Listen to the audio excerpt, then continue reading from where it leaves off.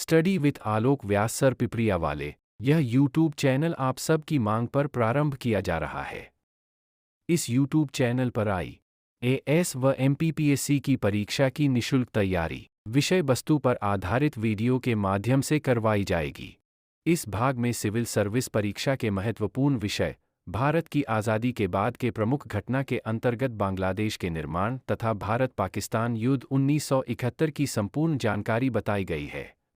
इस विषय से संबंधित मुख्य परीक्षा के प्रश्न भी आपको बताए जाएंगे। कृपया इस वीडियो को पूरा देखें तथा सभी परीक्षार्थियों को भी हमारे इस चैनल से जोड़ें। वे कौन से कारक थे जिनके चलते अपनी स्थापना के महज 24 साल के बाद ही पाकिस्तान के दो टुकड़े हो गए?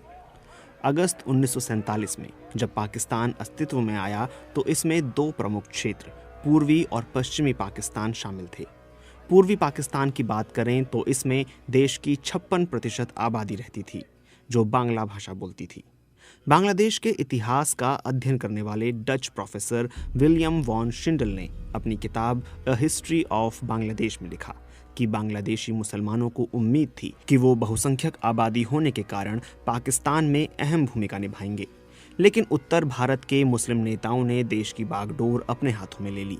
पश्चिमी पाकिस्तान में रहने वाले उत्तर भारतीय मुसलमान दो समूहों शरणार्थियों और पश्चिमी पंजाब के मुसलमानों पर निर्भर थे। वे लोग ही देश के हर अच्छे बुरे के मालिक थे। विलियम शिंडल ने भाषा के बारे में अपनी किताब में लिखा कि पूर्वी और पश्चिमी पाकिस्तान के बीच शुरुआती विवाद इसी वजह से हुआ। पश्चिमी पाकिस्तान में ना के बराबर लोग बांग्ला भाषा जानते थे। इन लोगों का मानना था कि बांग्ला पर हिंदुओं का असर था। शायद यही वजह थी कि फरवरी 1948 में जब असेंबली के एक बंगाली सदस्य ने प्रस्ताव पेश किया कि असेंबली में उर्दू के साथ साथ बांग्ला का भी इस्तेमाल हो, इस पर तब के PM लियाकत अली खान ने कहा कि पाकिस्तान उपमहाद्वीप के करोड़ों मुसलमानों की मांग पर बना है और मुसलमानों की भाषा उर्दू है। अगले ही महीने यानी मार्च 1948 में पाकिस्तान के संस्थापक कायदे आज़म मोहम्मद अली जिन्ना ने जब ढाका का दौरा किया तो उन्होंने भी वहां दो टूक कहा कि मैं यह साफ कर देना चाहता हूं कि पाकिस्तान की राजकीय भाषा केवल उर्दू होगी। एक ओर जहां भाषा का मुद्दा काफी अहम था, वहीं दूसरी ओर कई शोधकर्ता आर्थिक, सामाजिक और सांस्कृतिक तौर पर पूर्वी पाकिस्तान के प्रति रवैये और उनके साथ हुए अन्याय की निशानदेही करते हुए कहते हैं कि पाकिस्तान के टूटने में इन कारकों का भी बड़ा हाथ है। लाहौर के रहने वाले शोधकर्ता और लेखक डॉक्टर तारिक रहमान कहते हैं कि चाहे उनके साथ सांस्कृतिक रूप से किया गया भेदभाव हो या सत्ता विभाजन में होने वाला भेदभाव हो या भाषा और आर्थिक स्तर का भेदभाव हो, यह साफ है कि उन्हें न्याय नहीं मिल पाया। प्रोफेसर एहसान बट भी इस बात का समर्थन करते हैं।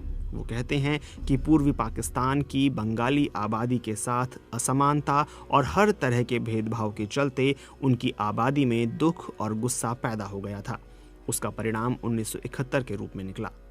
दूसरी ओर अनम जकारिया का कहना है कि आर्थिक शोषण या तानाशाही जैसे दूसरे कारक भी हैं, लेकिन उनके अपने शोध में जो बात बार बार सामने आई वो है पश्चिमी पाकिस्तान द्वारा सांस्कृतिक वर्चस्व का प्रदर्शन करना। जकारिया बताते हैं कि पूर्वी पाकिस्तानियों के खिलाफ नस्लीय शब्द इस्तेमाल किए जाते थे, उन्हें कमज़ोर और हीन माना जाता था। उनके खिलाफ नस्लवादी रवैये और नैरेटिव बनाया गया और कहा जाता था कि उनकी संस्कृति हिंदू है।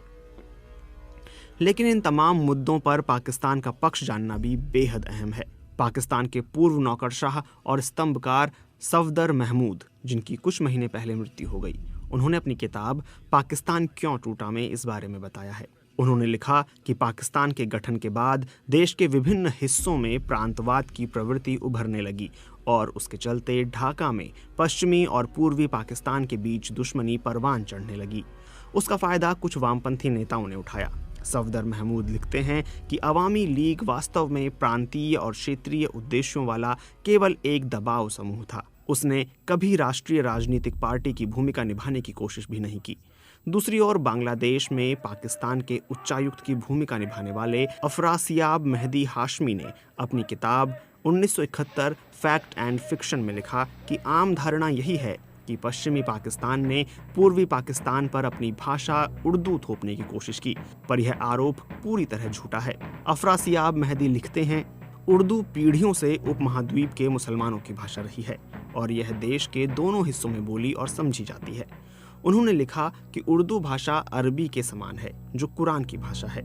इसलिए एक मुस्लिम देश होने के नाते उर्दू भाषा पाकिस्तानी पहचान के लिए बेहतर है। कई शोधकर्ता और विशेषज्ञों के अनुसार पूर्वी और पश्चिमी पाकिस्तान का एक साथ रहना संभव ही नहीं था। ऐसे लोग दोनों इलाकों के बीच 1000 मील से अधिक की दूरी की तरफ इशारा करते हैं, जिसके बीच एक दुश्मन देश मौजूद था।